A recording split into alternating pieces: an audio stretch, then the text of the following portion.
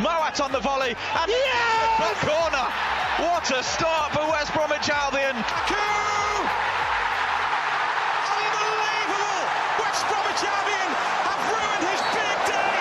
Line again, and it's Adam Wingy who gets the final touch, and West Bromwich Albion now have a 2-goal cushion. The Baggies Podcast, giving you the latest news, views and opinions on all things Albion. Hello and welcome back to the Baggies Podcast, where of course we're giving you all the latest news, views and opinions on all things Albion. We're back again with another podcast, your weekly episode coming to you every Monday, wherever you get your podcast from. We're back today to chat a little bit about Albion's 2-1 away win against Coventry, our first win in 5 matches. A lovely sight to see Albion with a W in their record, and also a little bit of a general Baggies related chit chat. But before we get cracking, be sure to subscribe on your podcast provider or wherever you get your podcasts from. Make sure you go and check that out and get a nice review going as well if you've enjoyed the episode. But for this week, we're rejoined actually by ITV political correspondent and of course Albion fan Dan Hewitt. Dan, how are you doing, mate? Welcome back to the show. Thanks for having me back. Yeah, I'm good, thank you. Yeah, I feel better after a win. Felt like I can't remember the last time we saw one. So yeah, felt pretty good yesterday. Yeah, you've drawn a real nice straw for Albion fans as guests on the podcast. I think you're the first person in about 6 weeks that we've had on that's been able to discuss a victory. So yeah, you've got a nice little job going on today. But Dan, you've been on the podcast before, but for anybody who doesn't really know what your role entails at ITV, what sort of things do you do in your role as political correspondent? Yeah, a TV reporter working mainly in Westminster. Last few months I've spent working on an investigation looking into social housing in Britain, but day to day, yeah, based in London, travel the country really, reporting on politics, current affairs. You might have seen me on TV, you might not have. Apologies if you have. But my main job is supporting West Bromwich Albion, which I do for free, and I can't quite work out why I still do it, but we all do it because we love it, don't we? Yeah, maybe most West Brom fans, especially over the past few weeks, haven't quite received the satisfactory reimbursement really with Albion at the moment. But yeah, Dan, you're here to talk a little bit about West Brom and obviously the past few weeks as an Albion fan, and obviously the season so far. Really, we'll start with. Last time we spoke was, I think, back in March. I think we were coming out of lockdown, I think, at the time, and we were under Big Sam, and we spoke during an international break, so it's quite nice that we had a general Albion chit chat about the past rather than what was going on at the time. But things have changed a lot since then. We've now got Valérien Ismaël in charge since July. What have you kind of made of the season and his reign so far, really? It's a funny one, isn't it? Because the first few games I was really excited. I think a lot of Albion fans were. Those first few games, just I found the Blackburn, the first half away at Blackburn was just, I remember watching it, and it was a sort of 5 or 6 games in. I remember just feeling like we just looked like a completely different team to the last few years. Really exciting, on the front foot, starting games really well. Felt like we signed some decent players, Alex Moat being one of them. It sort of felt like I was quite excited about the season. And I was telling my mates, who are all Wolves and Villa fans, that we were going to be, this was a season where we walked the league. I really felt like we looked the real deal. And then since then, the last few games in particular have just been the exact opposite of that. And I've started to really question whether this manager's up to it, if I'm being honest. I think the jury's still out. I've become a bit more critical of him recently. I think a lot of fans have. There's a lot to say on this, really, but I think the first thing I would say is that I think you can simultaneously believe that the club is being badly run. We're in a really poor state with the owners who aren't spending money, who haven't got the club's best interests at heart, or the fans, and also think the manager's not very good. It seems to me there's a sort of people saying, well, the manager's not doing a great job because the board and the owner are rubbish. I actually think the manager has got the tools at his disposal to be doing a better job. I think there are some serious red flags about his management on the pitch. I think I said in your podcast back in March when you asked me who should the manager be if Sam Allardyce left, and I sort of said it doesn't really matter too much because I do feel like the club is in such a bad state out off the pitch that we need to sort of be a bit cautious about criticising the manager too much. So I think I've got that in the back of my mind, but I do think the manager could be doing a better job with what he has. And I think there are some serious red flags there at the moment that we need to be aware of in how he's running things on the pitch. Yeah, I think there's been kind of a real split in the fan base. I'm sure that you've been, involved and seen that there's, been people saying, it's either the board or the manager. You both can't be wrong at the same time in a way. Obviously, we've got problems off the pitch with the board. I mean, we saw that we had a chief executive there yesterday, which was to my surprise. Really, I was quite baffled by the fact that was there. Obviously, Val has done all right. We're in third. I suppose that's a positive that we can take from it, and we're still within a little bit of touching distance of Bournemouth. But as you said, the manager in style on the pitch and during games is something that, for me personally, has kind of cropped up as something that I'm not a fan of. I was on a championship podcast earlier, and I was just kind of saying that I'm not completely against him, but there are things in there that I would say that worry me quite a bit, and that is indeed his in-game management. Is that something that kind of worries you, and sort of his tactics, like changing them in game and substitutions and things like that? Yeah, there's a couple of things. I think firstly, it's easy to say we're in third place and what you're moaning about. I think that on paper is maybe a fair point, but in reality, those of us who go to the games and watch them pretty regularly, I think any fan would say we're in third because the rest of the league is pretty dire, not because we should be in third. We are in the top 3 best teams in the league, basically irrespective of how everyone else plays, because everyone else is pretty rubbish. And so I don't think our measurement should be we're in third. I think our measurement should be, well, should we be first or second? And I think anyone who thinks we're doing the best we can do, I don't think he's watching the games or hasn't got a particularly great understanding of the squad. For me, it comes down to kind of 4 S's: style, substitutions, selection, and stubbornness with him. And the style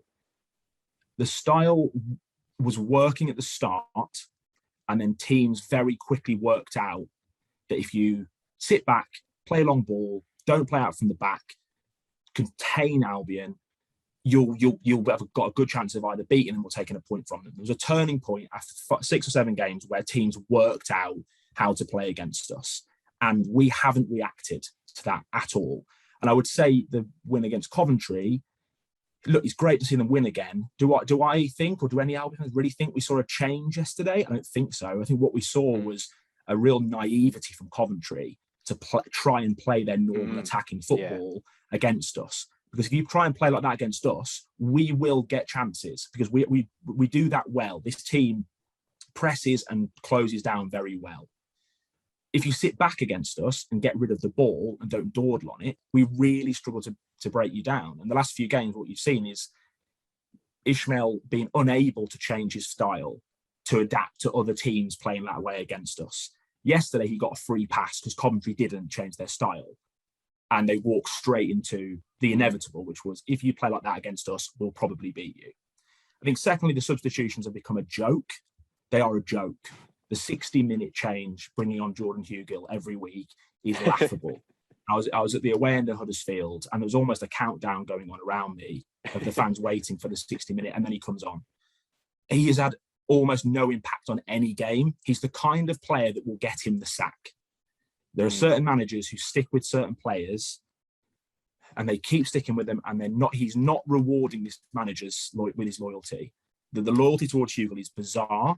Now, some fans would say he hasn't got another striker, he's got no choice. I don't understand why he needs to bring him on 60 minutes every week. If we were sitting here because Robinson or Grant or Dean Garner or Phillips were injured every week, there would have been problems. He had no choice but to play Hugill, fine. But he makes unprompted decisions to bring on Hugill every week. Robinson didn't look tired yesterday. And you saw it yesterday on Saturday. We saw it against Coventry. The manager's substitutions nearly cost us the game. Yeah, because not a single substitution made the team better. It made it worse every single time. And so for me, the style's odd. I'm not against the style in principle, but he's unable to adapt, and that's the stubbornness. His substitutions are odd. He's a kind of manager that can't change the game in the game. He's very few games you can say the manager's substitutions change the game for the better. And his team selection, again, I find slightly odd. I don't quite understand why Kipre is still playing ahead of Ajayi. I just don't understand that. Someone will have to explain that to me. I don't get it. I don't get why he keeps playing Hugill. I don't get why he doesn't think Robinson should play every week when he's clearly the kind of player in the Championship. If he gets chances, will score goals. So I think there's some real red flags. That there's 4 S's for me need to be addressed, because at the moment it looks like the manager looks incapable of changing, and that worries me, I think. Yeah, the substitution one's the one I'll pick up out of that because that's a good point that you made there. Sometimes it isn't that I remember at Barnsley, he used to literally, with the 5 subs, he'd make 3 at half time. He'd bring off the whole front 3 because, he wanted more energy. But this time it's kind of like, somebody like Robinson is somebody I'd regard as quite energetic and somebody who I think could it works very well in his system because he's quite quick. He's happy to press quite high, and then he brings on Hugo, which I think most fans are losing the will to live by watching him, to be honest. I think he's trying, but I think that probably is why Val keeps giving him a go. But at the end of the day, the quality is just not there. The quality is in his play is just not non-existent. I mean, I don't know if you've seen, Dan, but there's been some rumours going about him possibly being recalled in January, which I think the comment section to that was quite amusing. Is there somebody you'd like outside of the club that you perhaps rather see in that striking position rather than a Hugill, but obviously keeping the Robinsons and the Grant in that front 3? I mean, I could be cruel and say this Stapler, maybe. I don't know. I don't know. I'm listening against him, and I think you're right. I don't get the impression with him, and I actually have to say, yesterday at Coventry, I did see a number of examples where he chased the ball down and he won a couple of tackles, and I'm not for a second suggesting he's not trying Jordan Hugill, not for a second. And I think in some ways it's unfair on him because, look, the guy's been brought into the club at a time when we're not spending money, and that does come down to the ball. Everyone knows we needed a striker in the summer. We didn't get one. That's not Ishmael's fault, and I do think you can think 2 things at the same time. You can think there's problems off the pitch and on the pitch, and some of them are related and some of them aren't. I think you made a really good point about the Barnsley example. He would bring on players that would then provide energy that would sort of surprise the defence. If you're in the other team, I think it's quite clever sometimes. And early in the season when he made subs at half time, I thought, well, that's quite clever because they're preparing in the other dressing room to come out and play against the same 11, and suddenly it changes and you can disorientate oppositions. But the problem with that is 2 things.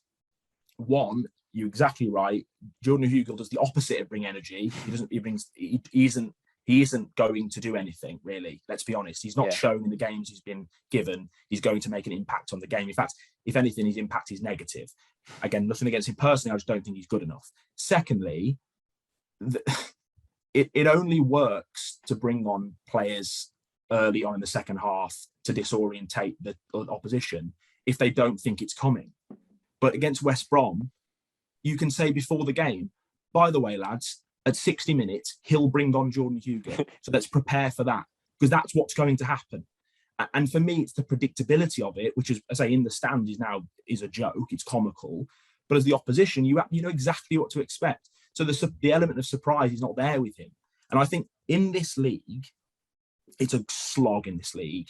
It's a poor league. I think it's got worse since we were last in it. It's certainly got worse since we were in it 10 years ago, which is in itself an interesting question as to why.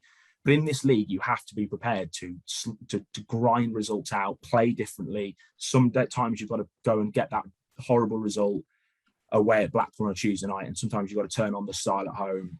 And I feel like with him, there's just no sense of variety. We play this tactic, we play this formation, and this is how we play, irrespective of the opposition. And for me, that is where I think he's out of his depth. Because I think a good manager with this squad would use it more smartly than he is using it, and would think, yes, there are some games where we play the Val way, fine. But when you're playing against teams that are going to sit back and not going to come out, he's paid to come up with a different way of beating teams, and he looks like he just can't.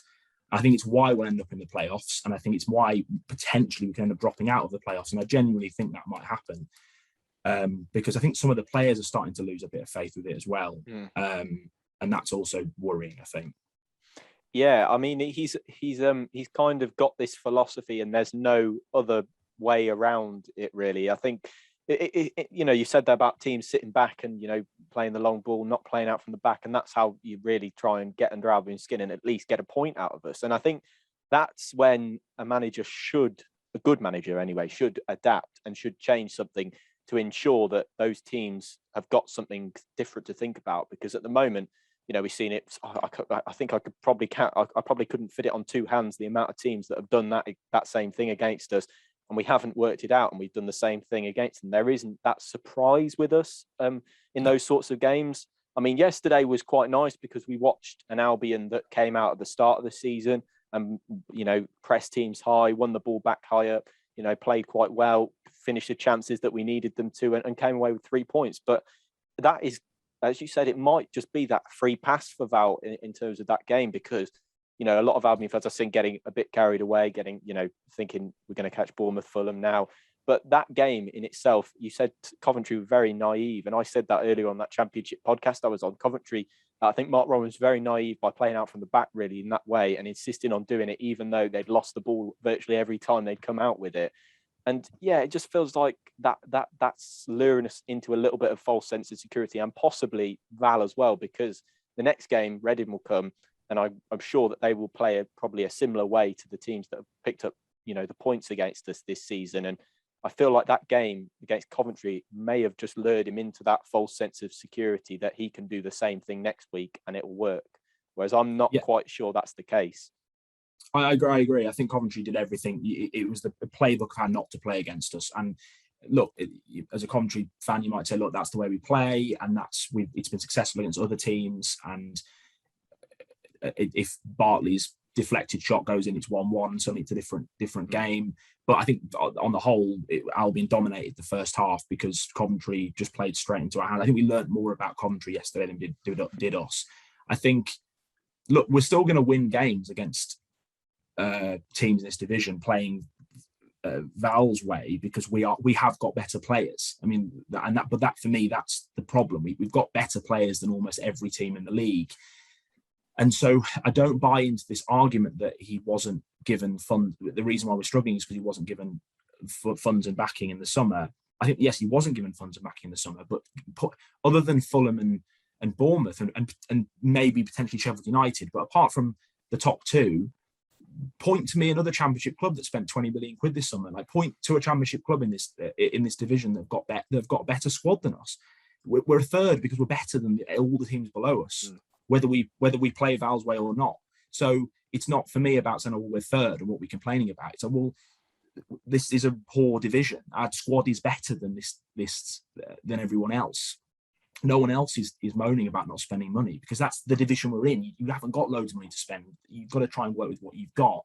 And yes, clearly, if we had a Mitrovic or a Solanke, I think it would be better for him. I have some sympathy with Ismail. I'm not saying he should be sacked. I'm not saying he should go. I'm not saying that. I think there's a long way to go this season. I think I'm really hoping he can sort of learn from the first few months that he needs to be a bit more flexible. I'm encouraged, and fans may disagree with me on this, but I'm encouraged that Dean Garner's carried on playing. Now, I think he's been pretty poor. Yeah. But Dean Garner needs a run in the team. He needs to play. He was never going to get better watching. And again, yesterday I just felt taking him off on 55 minutes. I just think the guy needs games, and fans, rightly so, maybe might listen to this and say the guy's been dross for 7 games, but he's still better than anything else we've got, and we know what he can do once he's fit and he's playing. And I'm not totally sure the system works for him either, but that's an aside. I just think I do feel this squad under a different manager with a bit more experience and a little bit less stubbornness would be doing better. I think we'd be in touch, if not above Bournemouth and Fulham. But there's no getting away from the fact the club's in a really poor state. And I do worry. I said to you back in March, I do worry where we're heading. I really do. I think we've got the potential to head back to the 90s when I first became an Albion fan, when we were just a kind of Championship irrelevance because we haven't had any money. And if you have no money, eventually your squad starts to get worse and you don't pay the wages, and suddenly the good players start to go. So I do think off the pitch we were in a real dire position, but I think that's all the more why my frustration is there, because I do think this squad is going to go up, and I think going up is the only hope we have of getting rid of this owner. So I'm sort of wishing Val well, as I always do any Albion manager, but he's a frustrating manager to have at the club, I think. Yeah, and it does frustrate me because you've said it there about how we're better than all the whatever it is. I can't remember how many teams in the Championship. 21 below us. Yeah, 21 teams below us. But what annoys me is that fans think that there's a balance between fans thinking that we have a divine right to be going straight back up, which I personally don't think we do have. But I do think that doesn't mean that you lower your expectation to be in third. You say that's fine. There's a balance to be had between saying, right, we can be as good as Fulham and Bournemouth. We don't have the divine right to be finishing first every season in the Championship, but we can at least give them a really good go and try and get in the top two rather than settling for Fulham and Bournemouth have got their system, they've worked, they're clicking, they've got the money, they're fine. They're going to go up, they're the top two. And I feel like there's a balance. Albion fans haven't quite found that balance. There's a half the fan base that think we should be first. That's where we should be. But then there's a part of the fan base that says, "Oh, third's fine."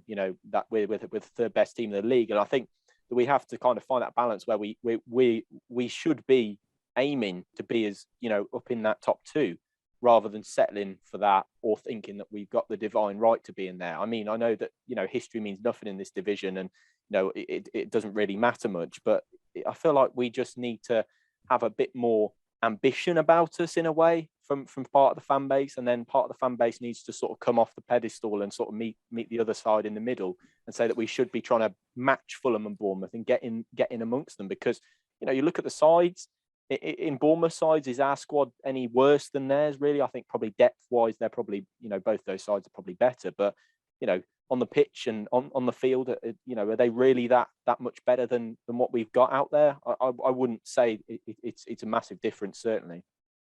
I think for me, I agree with everything you said. I think I think I would like to think that the fans who've got questions about Ishmael are not based on the fact we're third, and not based on the fact we should be first or second. Neither are they based on like an entitlement argument of we are out West Brom and we should be there. For me, it's about just watching the games. Are we seriously saying that watching those games, we as fans feel like he's getting the best out of this squad? Really? Do we think that? Because I don't think he is. Do we think the way he takes on certain teams is always the right way? No. I think does the continuous use of certain players like Kipre and Hugill, are we okay with that? I think you're right to question that. I don't see why that's a problem. I think the fact that we're making substitutions on 60 minutes every single week and taking off some of our best players before they can even get going, and that's odd. And I don't think so. Therefore, I think my questions around the manager are not based on we should look. If we'd have won 4 or 5 more games this season because the manager didn't bring the subs on 60 minutes and change the formation, how to go in different ways, but we were still third, I'd be fine. That's fine. When we've been third for a while, it's not that. It's more that I think we're third and not 6 points close to Fulham, and not second or third. I think we're there because I think the manager's made some serious mistakes, and it's not. So you know what I'm saying? I'm not trying to say being third is a really bad thing. I think we should try and avoid the playoffs if we can and get in the top 2. It's more about what we're seeing in front of our eyes. I'm questioning it. Whether we're third or sixth as a result is slightly irrelevant. I just think the managers there's some odd decisions by the manager that, look, I've got my season ticket. I pay my tickets to go away games. I've got a right to question them, and I think just I've got a right to question the owner and the way the club's run, but it's certainly not based on any kind of entitlement. I don't think it's that. I think if we come third because we've done everything we could, then fine. But I don't think we are doing everything we can. I think I think we can improve things. I think things can change for the better. And I'm hoping this manager can do that. But I have serious questions over the way with the selections and the substitutions and the style of play sometimes. Yeah, I kind of look at those back at the games and I look at our league position now, and I think 6 points off Bournemouth. If we'd have put some of those games to bed that we drew, I look at that run that we started to have where it was Millwall, Preston, Derby. I think it was we got consecutive draws in. If we'd have perhaps changed something up or switched something about, that could have been, an extra. I think it's probably an extra 6 points there that you gain from that, and there you go. You're within touching distance of the top 2. So. Yeah, you're right there, Dan, with the the games that have gone by, and you feel like it's sort of a could do better mark for him, because you feel like that there are games that have passed us by that could mean now that you're in the top 2, and they could mean now that you're really pushing Fulham and Bournemouth. But at the moment, we're in third, but we haven't done the best that we can so far this season. There have been so many times where, you look at the past 6 games, we before Coventry, awful, pretty dire. And, there's chances there to pick up more points and get into that top 2, but it just hasn't happened. And it just feels like we've kind of just let it go. But that next week is Reading at home, which is obviously, as I said, is going to be probably a similar affair to what we've seen most of the time this season, and another test for Ishmael to see, can he change the side? Can he change something about to beat a stubborn opposition? What would you do differently to try and make sure that we can beat? Obviously, you're not a football manager, Dan, but just in case you were, what would you do to ensure that we can come away from Reading feeling a bit more confident in Ishmael and the manager? Yeah, I mean, I think first of all, just stop making subs on the hour mark every week. Stop bringing him on. Like, he's not going to do anything. Like, I'd rather have a slightly more tired Robinson or Dean Garner for 25 more minutes. Just stop taking off potentially our best players after an hour. Just stop doing that. Like, it's the first thing I'd do. I'd actually just say to him, look, if I could just make one request, just don't do that again. Stop doing that. It's annoying. It's not working. It's actually slightly embarrassing. Do we always need to play 5 at the back, 3 centre backs when we're playing at home to Reading? Do we need to play 3 centre backs? I'm not sure we do, really. I think there's an argument for switching up the formation a bit. I think what's obvious from me, parking Coventry aside, let's assume Reading don't play like Coventry. Let's assume they play like everyone else is against us, so they're going to sit back and make it hard for us. I think for me, there's got to be some kind of change of formation. There's got to be some kind of change of style where it's not so predictable. It's not for the opposition to think, right, they're going to play 2 sitting midfielders, and play 3 centre backs, and play 2 wing backs. I think for me, it's not necessarily, I don't necessarily think his formation is always wrong. I just think it's always the same. Yeah. And we always play the same way every time. And it doesn't matter who we play. Swansea was a really good example. Swansea away, where we were 1-0 up at half time, and Swansea basically worked out, look, you got to stop playing out from the back end of these guys. If you knock it long, the height, the line's too high, the centre backs are too far, the centre forwards are too far forward. It's a big gap. You're going to exploit them, and they beat us. It was like watching a slow motion car crash. He was just you could see it was happening in front of us. And for me, it's just about saying to him, I don't necessarily know he sees the players. I'm not a football manager, as you say. For me, it's about saying, is there a way of maybe taking on these teams like Reading and Hull and Derby and Middlesbrough at home slightly differently?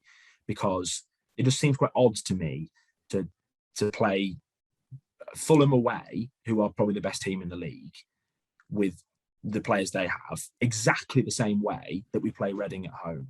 Yeah. And I just think, for me, I don't know, maybe I'm old-fashioned, but I'm really suspicious of philosophy in football. This is my philosophy. This is the way I play as a manager.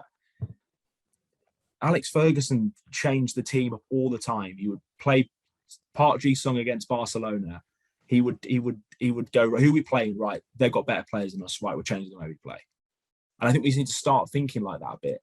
Thinking actually, we're sometimes playing drastically different teams. And I think it needs to change a bit. So for me, it's about there needs to be a bit of flexibility with the manager. Not necessarily, I wouldn't necessarily tell him how to play, but I just feel like there's got to be a little bit of, a bit of variety to make teams think slightly differently. Because I think Karlan Grant, I think if we said start, I remember the summer thinking when we got relegated, right, we've got Karlan Grant, Dean Garner and Callum Robinson our front 3. I mean, you're already in the playoffs before you've even started the season because they're good enough. Yeah. So for me, it's about the manager. I've been 25 minutes of waffling on. This is basically what I'm saying. Does this manager make these players better? No, and I don't think he does. I think any bog standard manager could do what to get us into third with this squad. So for me, it's like, and we've seen over the years much worse squads get promoted automatically because the manager's been better. I mean, anyone tells me that first season Gary Megson got that squad up to the Premier League, no one has, even to this day, have a clue how he got them up. But he's a fantastic manager. So for me, like, the manager should be making the players better, enhancing them.